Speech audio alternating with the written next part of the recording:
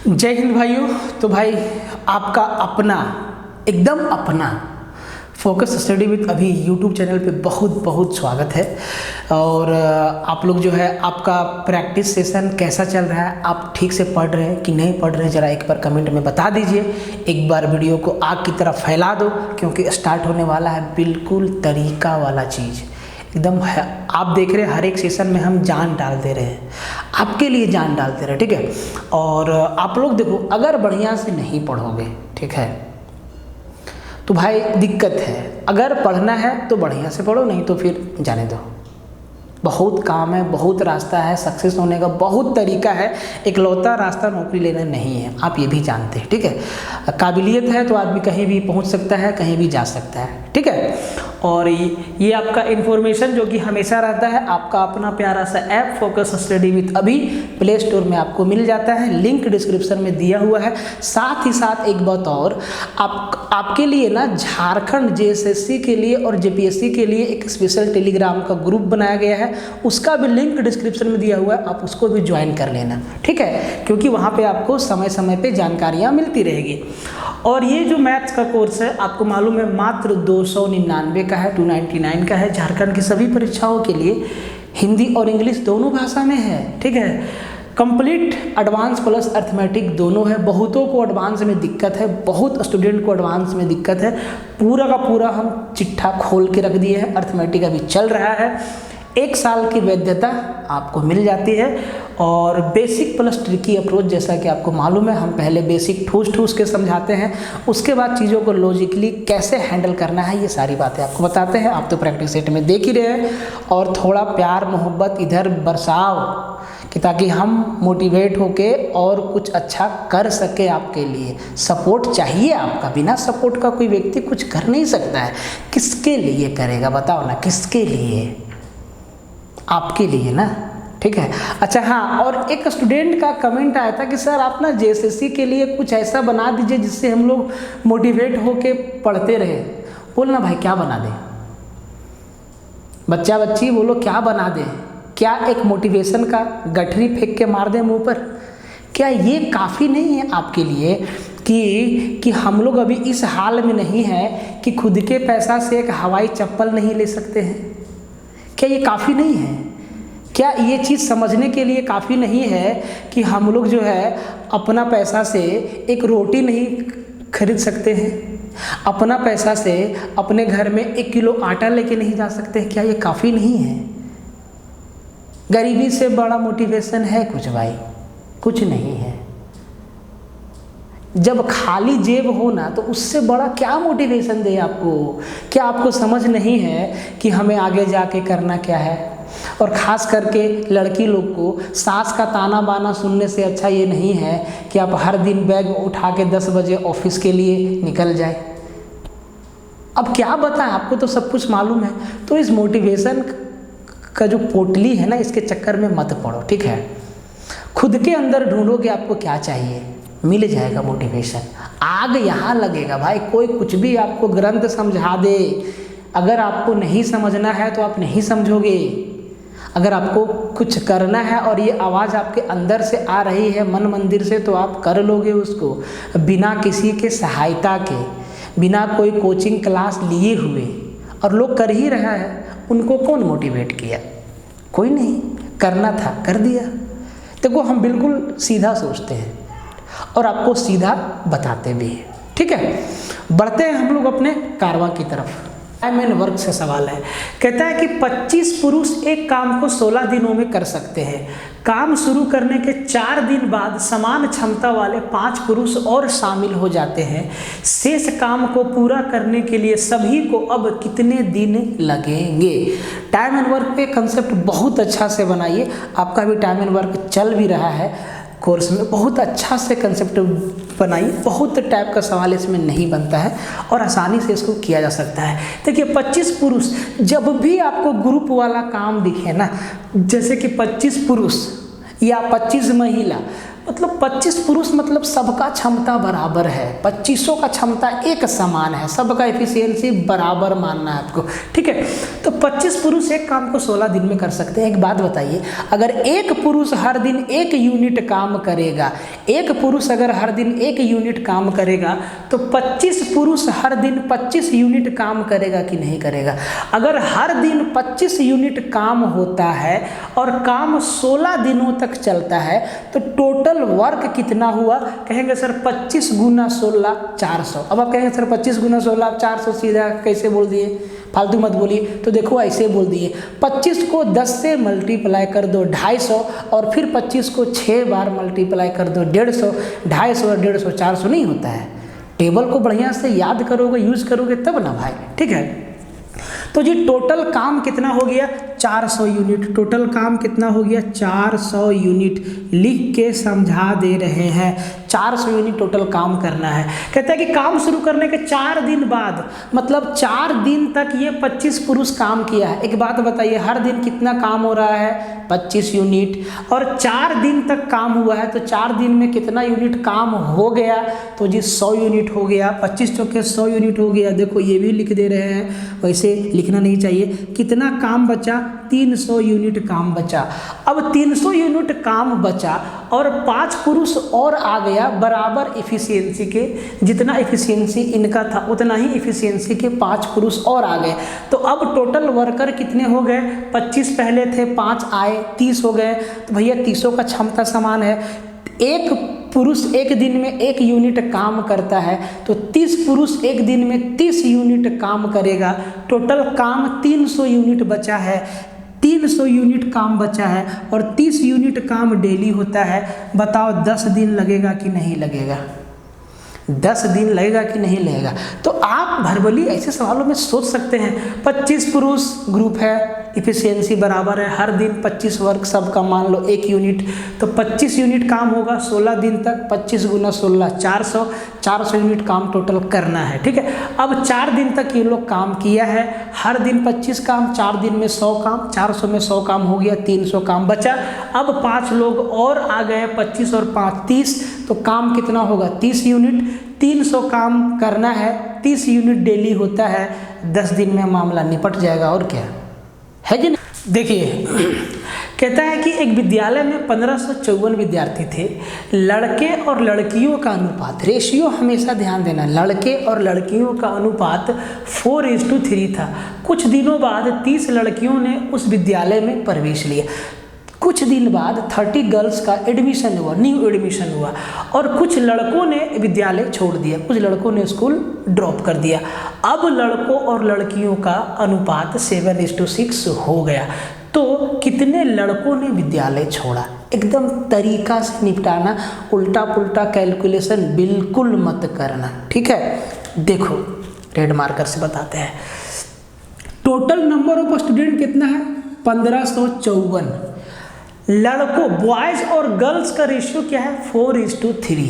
तो भाई अगर 4 बॉयज़ है तो 3 गर्ल्स है, 4 बॉयज़ है तो 3 गर्ल्स है, 4 बॉयज़ है तो 3 गर्ल्स है।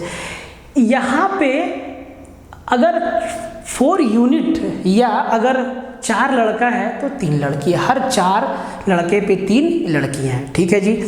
टोटल यहाँ स्टूडेंट रेशियो में कितना है? 4 और 3 7, और total actual number of student कितना है? तो 1554। मतलब इसी 7 का वैल्यू 1554 है। अगर 7 का वैल्यू 1554 है तो 1 का वैल्यू कितना होगा? 1554 को 7 से भागा देना पड़ेगा। देख लो कैसे कैसे किया जाता है। तो 7 दूना 14, 7 दूना 14, 7 दूना 14, 222। 1 यूनिट का वैल्यू कितना? 222। तो 4 यूनिट का वैल्यू कितना? 222 गुना 4। तो भैया 222 गुना 4, 4 दूना 8, 4 दूना 8, 4 दूना 8, ये बॉयज़ है। और 222 गुना 3, तो 3 दूना 6, 3 दूना 6, 3 दूना 6, ये आपका गर्ल्स है। 888 लड़के हैं तो 666 लड़कियां हैं, ठीक है। अब 30 लड़कियों ने उस विद्यालय में एडमिशन लिया, तो भाई लड़की में जोड़ेंगे, यहाँ पे 30 लड़की और आ गई तो 66 और 30 आपका 96 हो गया। टोटल गर्ल्स अब कितना हो गया 696 और बॉयज़ अभी तक कितना है 888। कहता है कि कुछ लड़कों ने स्कूल छोड़ दिया, विद्यालय छोड़ दिया, और जब कुछ लड़की 30 लड़कियां आई और कुछ लड़का छोड़ा, उसके बाद जो रेशियो देखा गया तो वो मिला 7:6, 7:6। अब हो गया 7 बॉयज़ और 6 गर्ल्स का रेशियो। मतलब मान लेते हैं कि x लड़कों ने छोड़ा, x लड़कों ने छोड़ा, तो भैया 888 में x लड़कों ने छोड़ दिया। अब इतना लड़का बचा, तो जी गर्ल्स कितना बचा 696, और इनका रेशियो क्या दिया है 7/6। यहाँ भी कैलकुलेशन देख लो प्यार से, यहाँ भी देख लो, ऐसा ना कि क्रॉस मल्टीप्लाई कर देना, नहीं नहीं नहीं नहीं। देखो ये 6 से कट जाता है, 6 एकम 6, 6 एकम 6, 6 छक्के 36, 116 गुने 7, तो 100 गुने 7 700, और 16 सते बरियोतल से 112, मतलब 812। मतलब फाइनली हमको 888 में 812 घटाना है। तो भैया 888 में 812, तो 800 में 800 गया कटम कुटम, 88 में 12 गया, कितना 76 नहीं बचा, कितना 76 नहीं बचा। तो क्या 76 स्टूडेंट ने, 76 बॉय ने स्कूल छोड़ा। अब जिनको नहीं समझ में आया उनके लिए कैलकुलेशन को थोड़ा सा आगे बढ़ा देते हैं ताकि समझ में आए, शिकवा शिकायत ना रहे। मैंने आपको क्या बोला, ये 116 7 के साथ गुना होगा, तो जी एकदम एक एक चीज़ समझना। और भाई अगर आपको समझ में आता है कि हम आपके लिए मेहनत कर रहे हैं, आपके स्टडी में कुछ वैल्यू ऐड कर पा रहे हैं, तो ईमानदारी से थोड़ा वीडियो को प्रमोट कर देना, शेयर कर देना दोस्तों यारों के साथ, ठीक है। कहता है कि 65 पुरुषों के समूह की औसत आयु 32 वर्ष है, ठीक है।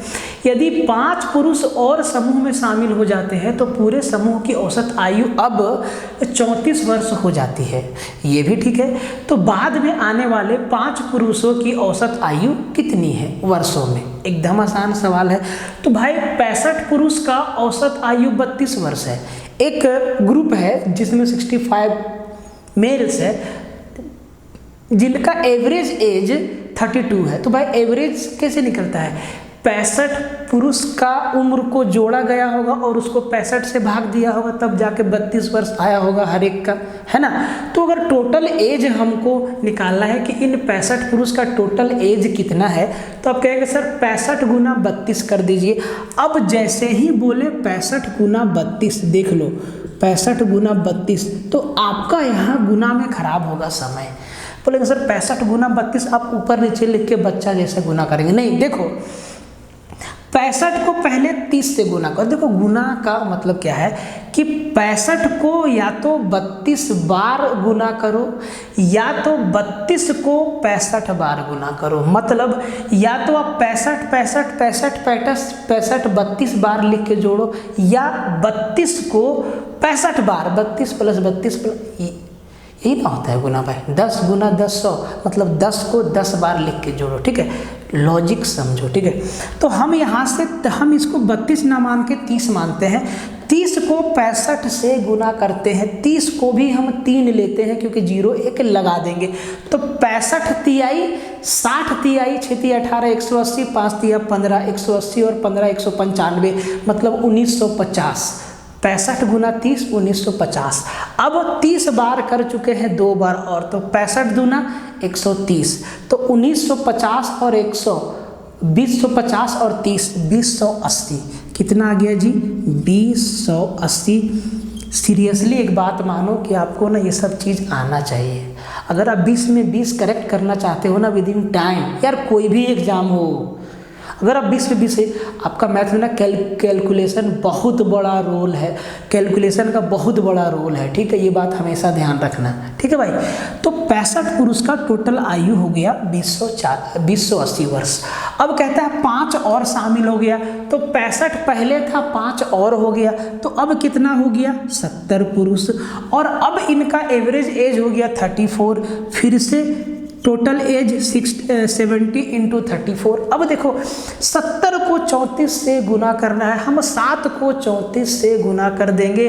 7 चौके 28, 7 तिहाई 21 और 2 23, 238 मतलब 2380, मतलब 2380 वर्ष हो गया।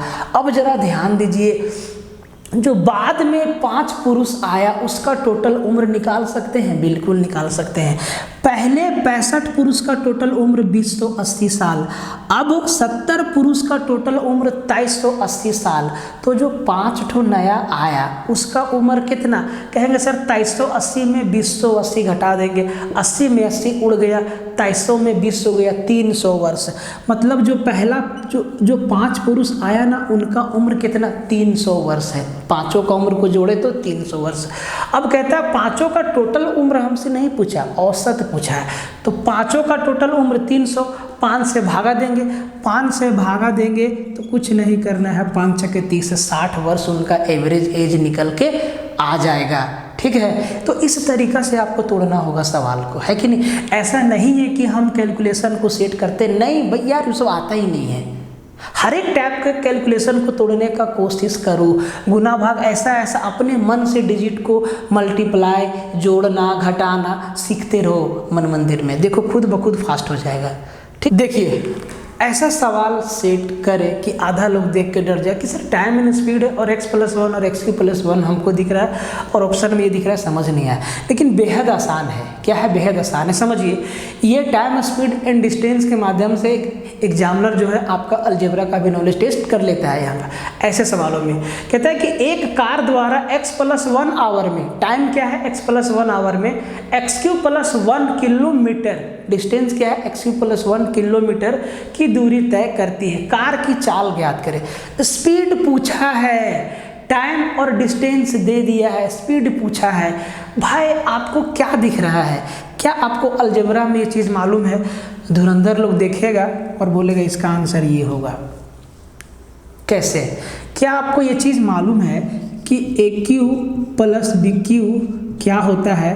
कहेंगे सर A + B होता है इंटू A² - AB प्लस का B² होता है। यही होता है, ये चीज़ आपको मालूम है। सवाल गया तेल लेने, कैसे? देखो स्पीड पूछा है ना, तो स्पीड इक्वल टू क्या होता है, डिस्टेंस बाय टाइम। डिस्टेंस क्या है, x3+1 और टाइम क्या है, x+1। क्या आपको ये ऊपर वाला इक्वेशन x3+1 का क्यूब मतलब AQ + BQ नहीं दिख रहा है? क्या हो जाएगा, देख लीजिए जरा ध्यान से। AQ + BQ क्या होता है, A + B मतलब x+1 into x² - AB x into 1 x plus B² मतलब 1 का स्क्वायर 1 अपॉन x+1, और ये आपका x+1 से x+1 कैंसिल हो जाएगा। यही पोर्शन हमारा क्या बताएगा, स्पीड बताएगा। x² - x+1 km/h हमारा क्या हो जाएगा जी, उत्तर हो जाएगा। देखिए आपको अर्जुन बनना होगा, धुरंधर बनना होगा अभी के टाइम में, तब जाके नौकरी लगेगा। बहुत सालों से ये इसके पीछे लोग लगे हुए हैं, इस वैकेंसी के पीछे। और एक बात आप हमेशा समझ लीजिए कि कुछ लोग का कैटेगरी ऐसा है जिनका काम सिर्फ पढ़ना है, और वो तब भी पढ़ रहा था और अब भी पढ़ रहा है। तो आप यही बात बता दीजिए कि आप उनसे कैसे भिड़ेंगे, आप उनको कैसे एलिमिनेट करके एक सीट अपना पक्का करेंगे। ठीक है, आप ये सोच लीजिए। सिंपल सा क्वेश्चन है घातांक और करने का, सर्ट्स एंड इंडिसेस का बिल्कुल सिंपल सा सवाल है। कहता है कि यदि 3 का पावर 33 प्लस 3 का पावर 33 प्लस 3 का पावर 33 इंटू 2 का पावर 33 प्लस 2 का पावर 33 बराबर 6 का पावर x है, तो x का मान क्या होगा? बेसिक पता है तो बनेगा, नहीं तो जोड़ते रह जाओगे। अब 3 का पावर 33 बार गुना करो भैया, 3 को 33 बार गुना करो, फिर 2 को 33 बार गुना करो, फिर इन दोनों को गुना करो, फिर इसको इससे रिलेट करके x में आंसर दो। मुश्किल है, रूल समझो। क्या आप जरा इसको ध्यान से देखिए कि यहाँ से अगर हम कुछ कॉमन लेना चाहें तो हम 3⁻³ कॉमन ले सकते हैं इस वाले से। जब हम 3⁻33 कॉमन ले लेंगे तो यहाँ क्या बचेगा 1, यहाँ क्या बचेगा 1, यहाँ क्या बचेगा 1, मतलब ये 3⁻33 गुना 3 नहीं हो जाएगा? बिल्कुल हो जाएगा।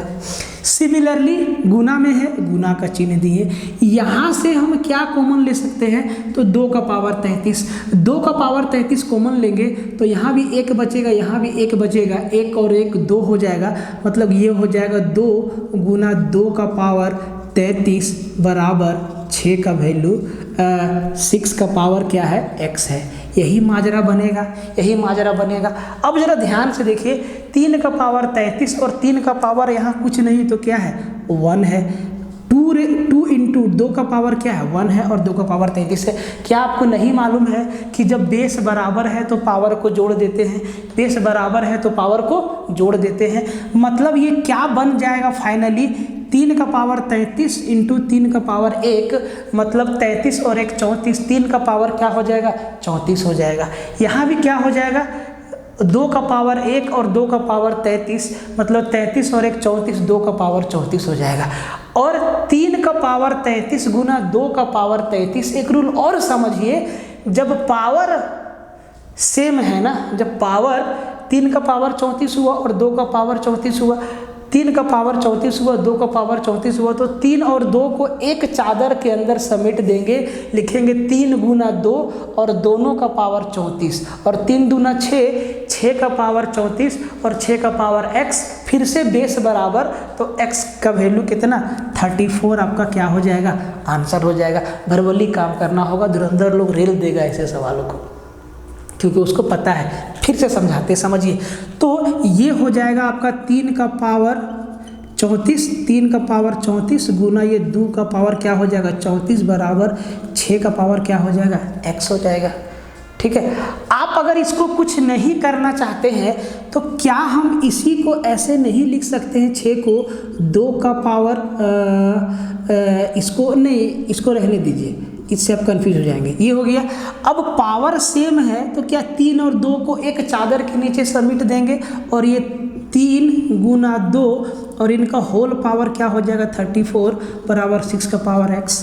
देखिए बेस बराबर है, 3 दूना 6 का पावर 34 और यहाँ 6 का पावर x, तो x का वैल्यू क्या आ गया? 34। खत्म हो गया आंसर। बात समझ में आ रहा है?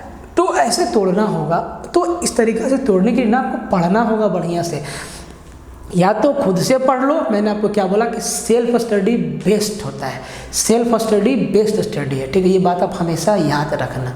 ठीक सर। और एलिगेशन का सवाल है, कहता है कि ए और बी एसिड और पानी के विलयन है।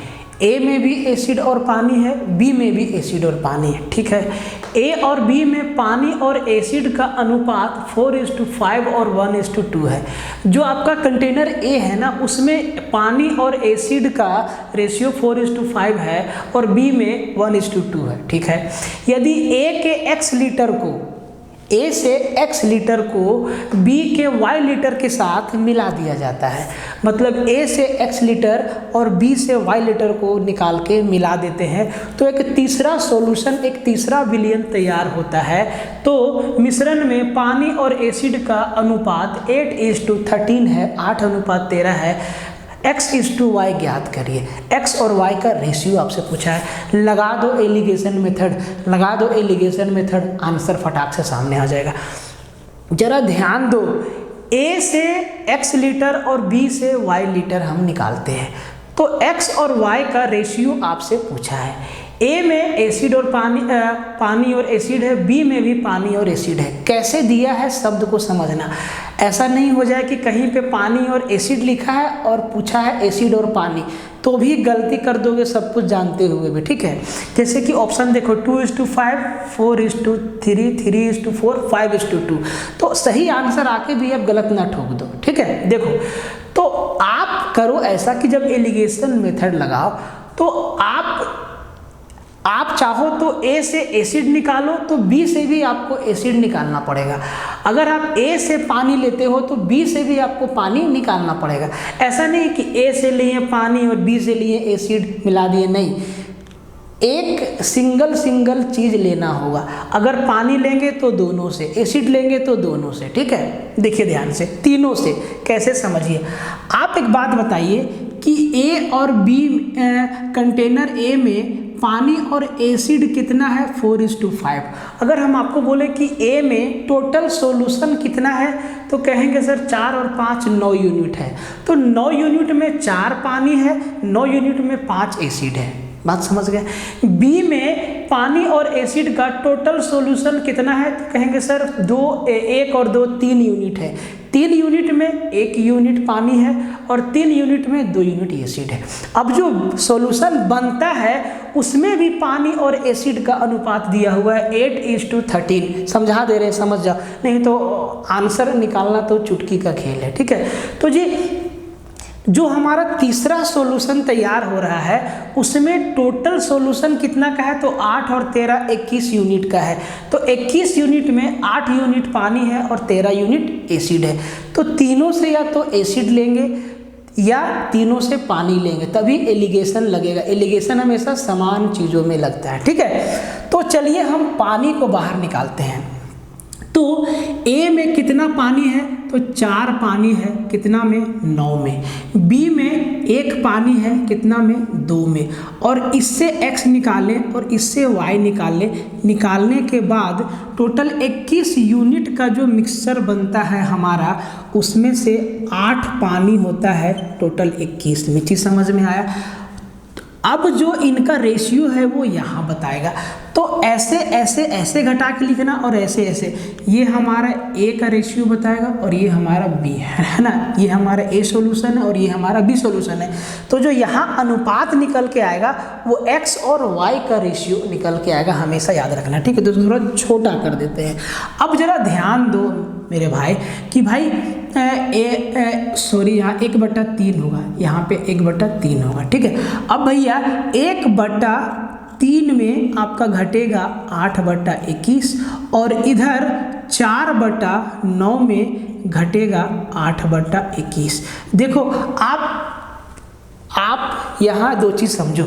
घटाने का जो काम होता है वो हमेशा बड़ा में से छोटा घटाता है। तो अगर आप फ्रैक्शन को नहीं पहचान पाओ ना, तब भी आप घटा दो, माइनस आएगा उसको इग्नोर कर देना, ठीक है। देखो अब जरा ध्यान दो, यहाँ 3 और 21 का एलसीएम 21 आएगा, यहाँ पे 9 और 21 का एलसीएम 63 आएगा। तो हम ऐसा काम करते हैं ना भाई, हम ऐसा काम करते हैं कि इसका भी एलसीएम 3 और 21 का एलसीएम भी तो हम 63 ले सकते हैं ना, ले सकते हैं। अब यहाँ देखिए, यहाँ आपका 1/3 और 8/21 में कौन छोटा है तो जी 1/3 छोटा है, लेकिन हम सीधा लिख दिए, कोई दिक्कत, माइनस का साइन आएगा उसको इग्नोर कर देंगे। जरा ध्यान दो, अगर इसका एलसीएम अगर 3 और 21 का एलसीएम हम 63 लेते हैं 63 लेते हैं, मतलब एलसीएम 1/3 को 63 से मल्टीप्लाई कर देते हैं और 8/21 को भी 63 से मल्टीप्लाई कर दो, ठीक है। तो 1/3 को 63 से मल्टीप्लाई करेंगे तो क्या 21 आएगा, ठीक है। और 8/21 को 63 से मल्टीप्लाई कर देंगे तो 21 तिया 63, 8 तिया 24 आएगा। मतलब यहाँ से कितना बचेगा, 3 बचेगा, ठीक है। 24 में 21 घटा रहे हैं, 3 बचेगा। यहाँ भी 63 से दोनों को मल्टीप्लाई कर दो, तो 4/9 को 63 से मल्टीप्लाई करेंगे तो 9 सत्ते 63, 4 सत्ते 28 आएगा यहाँ पे, माइनस 21 तिहाई 63, 8 तिहाई 24 आएगा यहाँ पे।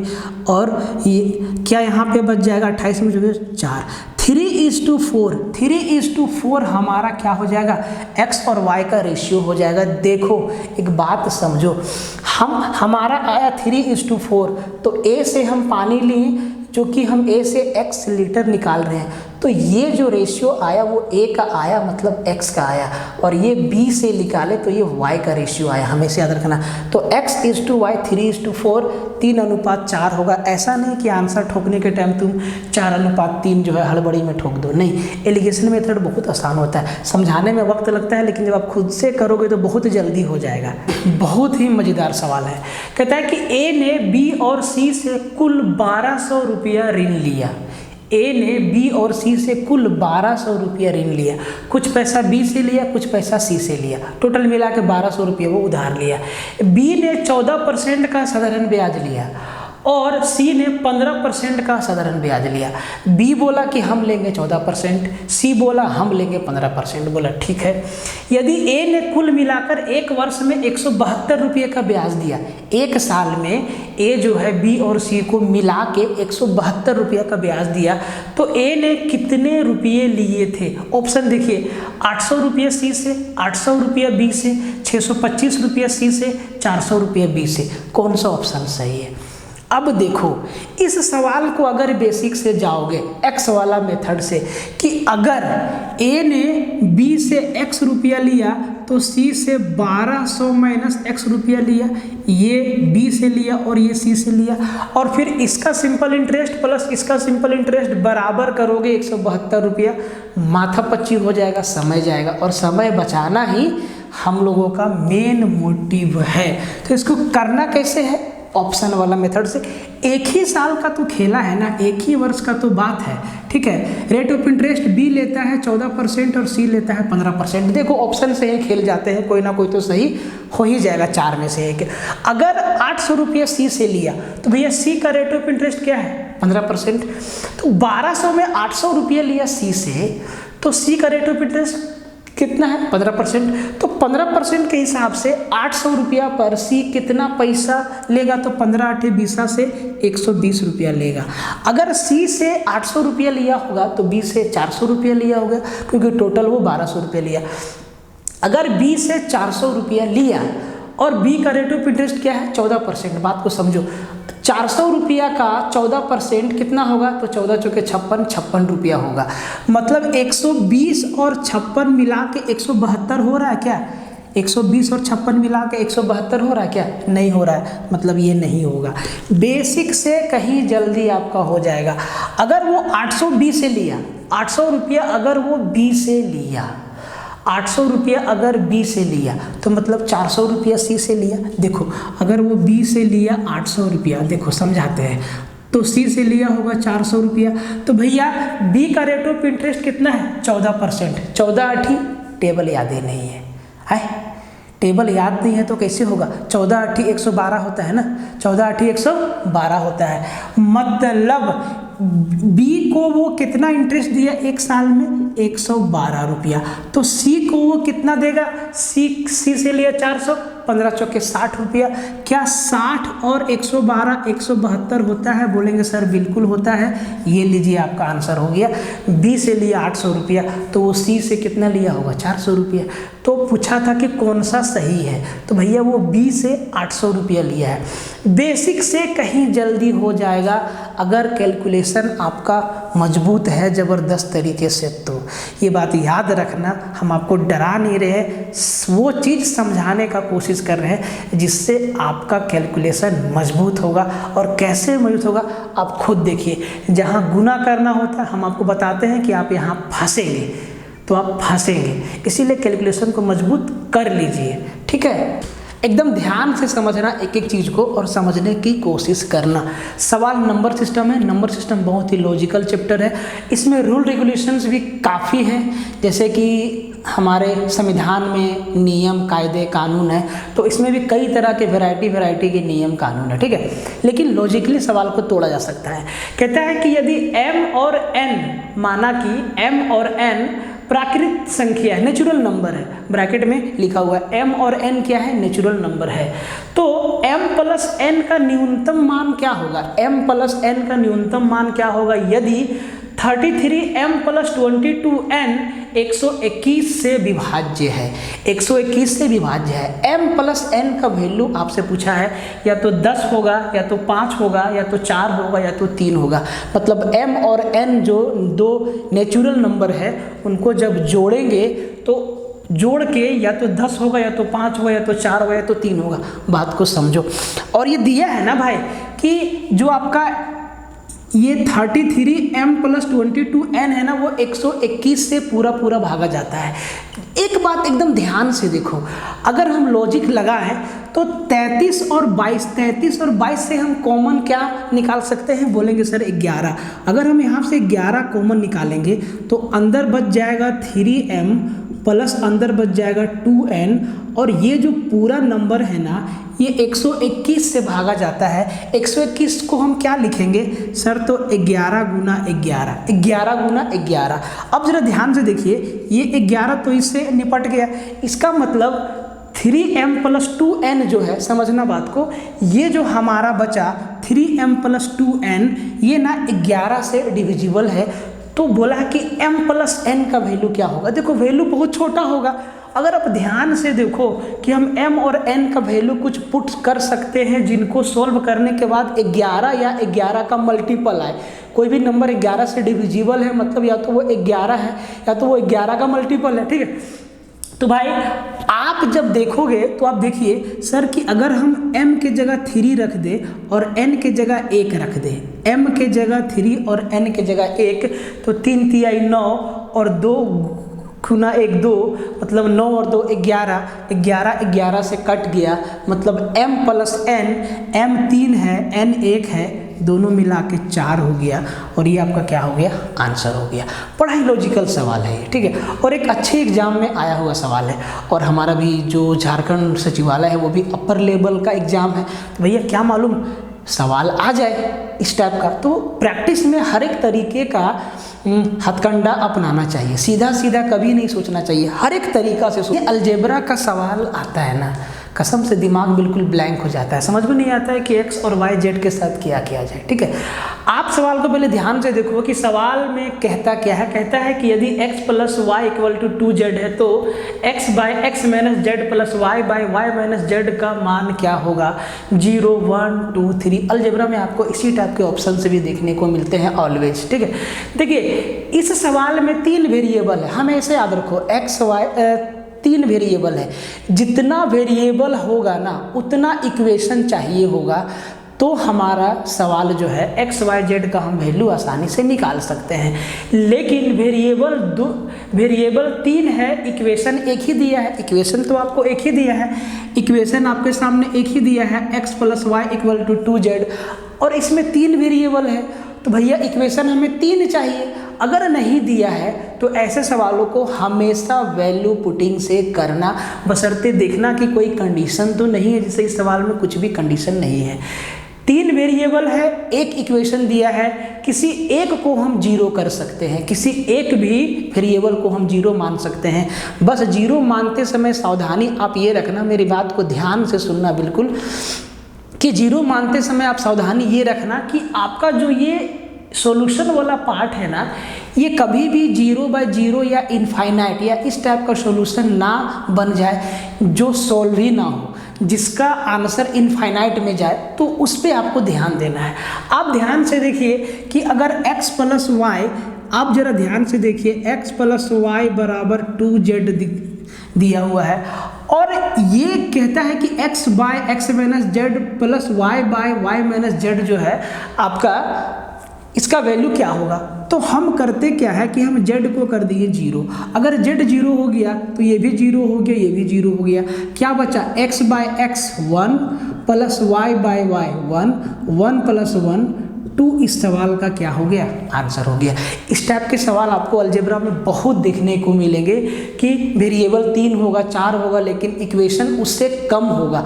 तो इस टाइप वाला सवाल में आपको बिल्कुल पैनी नज़र रखना है, और आपको वैल्यू को वेरिएबल को 0 करने का कोशिश करना है। बस ध्यान रखना है कि आपको जो है इक्वेशन इनफाइनाइट ना बने, क्या कहते हैं उसको, इंडिफिनिट, अपरिभाषित ना बन जाए, ठीक है। जैसे कि 0/0 क्या होता है? अनडिफाइन होता है, उसको हम डिफाइन नहीं कर सकते, ठीक है। एकदम ध्यान से देखना भाई एक एक सवाल को, और बीच बीच में अगर आप शेयर नहीं किए हो तो एक बार वीडियो को शेयर मार देना, है ना। अच्छा सवाल है, प्रैक्टिस मजबूत होना चाहिए, ठीक है। कहता है कि 9 सेंटीमीटर के ठोस धात्विक घन और 5 सेंटीमीटर, 13 सेंटीमीटर, 31 सेंटीमीटर बीमा वाले एक ठोस घनाभ। घन मतलब क्यूब, घनाभ मतलब क्यूबाइड। घन का ईच साइड इक्वल, घनाभ का ईच साइड अनइक्वल, अलग अलग होता है, ठीक है, को पिघलाकर एक नया घन बनाया जाता है। नए घन का कुल पृष्ठीय क्षेत्रफल कितना होगा? बात को समझो। कहता है कि 9 सेंटीमीटर का एक क्यूब है, उसको पिघला दिए, और एक क्यूबाइड है, एक घनाभ है जिसका लंबाई चौड़ाई ऊंचाई 5, 13 और 31 है, इसको भी पिघला दिए। और जब दोनों को पिघला दिए ना, तो वो जो पिघला हुआ पदार्थ है ना, उसको एक नया घन का, उससे एक नया क्यूब बना दिए। तो उस क्यूब का टोटल सरफेस एरिया कितना होगा? सबसे पहला पॉइंट समझो, एक जो हम इस 9 सेंटीमीटर वाले घन को पिघला रहे हैं प्लस दूसरा वाला जो घनाभ को हम पिघला रहे हैं, इन दोनों को मिला के इन दोनों का जो आयतन होगा, दोनों 9 सेंटीमीटर घन, 9 सेंटीमीटर भुजा वाला घन का आयतन प्लस ये जो हमारा घनाभ है 5, 13 और 31, इसका आयतन, दोनों का आयतन जोड़ के बराबर नया वाला घन का आयतन नहीं हो जाएगा? मतलब इसका आयतन प्लस इसका आयतन बराबर नया वाला घन का वॉल्यूम। तो जब नया वाला घन का वॉल्यूम हम निकाल लेंगे तो वहाँ से क्या निकलेगा? नया वाला घन का भुजा। और जब नया वाला घन का भुजा निकल जाएगा तो टोटल सरफेस एरिया का फॉर्मूला डाल देंगे 6a²। ठीक है, बात समझ में आया? क्वेश्चन देखते ही कैलकुलेशन दिमाग में दौड़ जाना चाहिए, उसी हिसाब से कैलकुलेशन करना होगा। तो देखो, जो हमारा नया वाला घन बनेगा ना, उसका प्रत्येक साइड मानते हैं ए है जो हमारा नया वाला घन बनेगा, उसका लंबाई चौड़ाई ऊंचाई बराबर होगा, तो उसका प्रत्येक साइड ए है। तो नया वाला घन का आयतन कितना होगा? ए क्यूब, भुजा का क्यूब, बराबर ये क्या होगा? ये जो हम छोटा वाला घन को पिघला रहे हैं जिसका ईच साइड 9 सेंटीमीटर है, तो इस छोटा वाला घन का आयतन कितना होगा? भुजा का क्यूब, वो भी होगा। तो 9 का क्यूब कितना? 729 प्लस ये जो हमारा घनाभ है, क्यूबाइड है, जिसका लंबाई चौड़ाई ऊंचाई 5, 13 और 31 है। तो भैया घनाभ का आयतन क्या होता है? लंबाई गुना चौड़ाई गुना ऊंचाई, मतलब 5 गुना 13 गुना 31, यही होगा। अब आप यहाँ कैलकुलेशन में फंस जाएंगे कि भैया 13 और 31 को करना होगा गुना, तो आप लिखेंगे ऊपर नीचे, ऐसे करना नहीं है। समझो, प्रैक्टिस थोड़ा अटैकिंग मोड में होना चाहिए ताकि एग्जाम में आपके ऊपर प्रेशर ना बने। जितना प्रेशर लेना है यही ले लो, वहाँ शांति मूड में काम को करना है और तेजी से करना है, ठीक है। तो आप जरा ध्यान दो कि भैया 13 गुना 31 कितना होगा, तो डायरेक्ट गुना करो, टेबल याद होना चाहिए आपको। तो 13 एकम 13, 13 तिये 39 और 41, 403। अब 403 को गुना लगाना है 5 से, तो अगर ये सिर्फ 400 रहता तो 4 पचे 20, 2000, और ये 3 भी है तो 5 तिया 15, मतलब 2015। कितना आया? 2015। और 2015 में फिर जोड़ना है 729, तो 2000 और 700 जोड़ लो 2700, 29 और 15 जोड़ लो 44, 2744। मतलब ये जो AQ का वैल्यू आया ना भाई, वो आया 2744 सेंटीमीटर क्यूब वॉल्यूम है। अब AQ का वैल्यू 2744 सेंटीमीटर क्यूब है। अब फिर यहाँ फंसेंगे क्योंकि आपको क्यूब याद ही नहीं है। तो भाई 2744 किसका क्यूब है? तो सर ये 14 का क्यूब है। मतलब हम 2744 को हम क्या लिखेंगे? 14 गुना 14 गुना 14, मतलब A का वैल्यू क्या आ जाएगा सर? 14 आ जाएगा, 14 आ जाएगा, नया वाला घन का भुजा आ गया। देखिए, इतना आपको एक बार में करना था। अगर धुरंधर से भिड़ना है तो खुद उससे बड़ा धुरंधर बनो, अगर शेर से भिड़ना है ना तो खुद सवा शेर बनो, तब मजा आएगा लड़ाई में। खुद रहोगे चूहा तो कहाँ से भिड़ पाओगे, ठीक है। अब हमें ये इसका भुजा मिल गया। अब ये जो हमारा नया वाला घन बना जिसका एक भुजा 14 सेंटीमीटर है, उसका टोटल सरफेस एरिया पूछा है। तो टोटल सरफेस एरिया क्या होता है? 6a², तो 6 इंटू A² मतलब 14 का स्क्वायर। 14 का स्क्वायर क्या होता है? 196। अब जरा ध्यान दो, 6 छके 36, 6 आएगा। जैसे ही 6 आए, एक बार ऑप्शन पे नज़र डालो कि किसका किसका यूनिट डिजिट 6 है, तो इत्तेफाक से इसका एक ही ऑप्शन 6 है। लेकिन ऐसा नहीं रहेगा, ऐसा रह भी सकता है, नहीं भी रह सकता है। हो सकता है 2 ऑप्शन में 6 हो सकता है ऑप्शन बिल्कुल क्लोज हो और सारा का सारा ऑप्शन में 6 हो यूनिट डिजिट, तब आपको गुना करना होगा पूरा। तो 6 से 6 बार में 36 हासिल 3, 6 9 54 और 3 57 और 6 कम 6 और 5 11, 1176 सेंटीमीटर स्क्वायर नया वाला घन का क्या आ गया, ये आपका टोटल सरफेस एरिया कुल पृष्ठीय क्षेत्रफल आ गया। ठीक है, इस मोड में आपको कैलकुलेशन करना होगा, हर चीज़ आपको जानना होगा जो कि आप शायद नहीं जानते हैं। अगर जानते हैं तो बहुत खुशी की बात है, बहुत अच्छी बात है। अगर नहीं जानते हैं तो इसमें कुछ भी बुराई नहीं है, आप सीखिए। ठीक है, देखिए इस टाइप का सवाल आपके झारखंड सचिवालय के पेपर में एकदम डिट्टो आया हुआ है और कई सारे झारखंड के एग्जाम में आया हुआ है। मतलब अलजेब्रा का थोड़ा सा वेटेज है, तो अलजेब्रा को कायदे से निपटाना होगा। ठीक है, कहता है कि यदि x बराबर 3 + 2√2 है तो x² + 1/x² का मान क्या होगा। बड़ा ही सिंपल सादा उच्च क्वेश्चन है। ठीक है, सादा जीवन उच्च विचार। तो भाई मेरे आप जरा देखिए x का वैल्यू दिया है 3 + 2√2, तो आपके पास दो ऑप्शन है कि आप सीधा x का वैल्यू यहाँ रख दो, यहाँ रख दो। तो जैसे ही यहाँ रखोगे तो 3 + 2√2 का होल स्क्वायर हो जाएगा, प्लस यहाँ पे 1/3 + 2√2 का होल स्क्वायर हो जाएगा। तो बट्टा में है और ऊपर से स्क्वायर हो जाएगा, रूट भी है, कैलकुलेशन बढ़ेगा। समझो जरा इसके पीछे का लॉजिक समझो कि तुरंत सवाल को कैसे करेंगे। अगर आपको x का वैल्यू 3 + 2√2 दिया हुआ है, ठीक है, और आपको 1/x का वैल्यू निकालना है। x देखो लिख देते हैं, x का वैल्यू क्या है 3 + 2√2 आपका दिया हुआ है और आपको 1/x का वैल्यू चाहिए। तो भाई अगर 1/x का वैल्यू चाहिए तो इसको लिखना होगा 1/3 + 2√2, फिर ऊपर नीचे 3 - 2√2 से रेशनलाइज करना होगा। लेंदी है, रेशनलाइजेशन से बचने का एक तरीका बताते हैं, सुनो ध्यान से। आप इसका स्क्वायर करो, 3 का स्क्वायर 9 और इसका स्क्वायर करो 2√2 का स्क्वायर, तो 2 दूना 4 और 4 दूना 8। क्या इन दोनों का स्क्वायर का डिफरेंस 1 है? तो जी हाँ, 3 का स्क्वायर 9 और 2√2 का स्क्वायर 8, 9 में 8 गया, डिफरेंस 1 है।